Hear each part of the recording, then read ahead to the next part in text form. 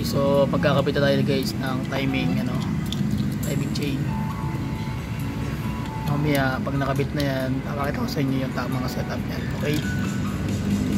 Sige.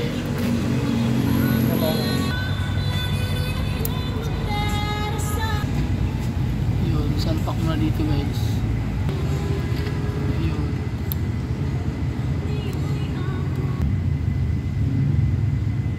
Yun. Yun. Okay. Okay, yun. Okay. Okay na. So, ayan na guys. Kita natin. Guide. Chin guide. Little chin guide. Chin guide. No? Ano to, Beng? Ano balita? Ano ka na eh? Asa ka nang isa ka lang ka rin, Dre? May bolt? So, nakabit na yung isang guide. Dre ba, Dre? Tapos dito naman. Tsaka yung pinaka... Asang bolt na diya? So, ayan ang technique guys. I-press mo muna ito dito sa may gilalim. Ayan o.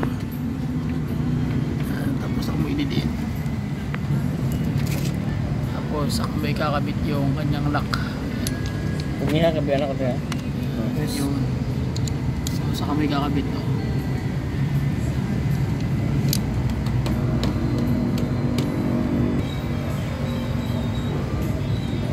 Ayan ako ha? Okay. Yun. Matama lang ako sa naman.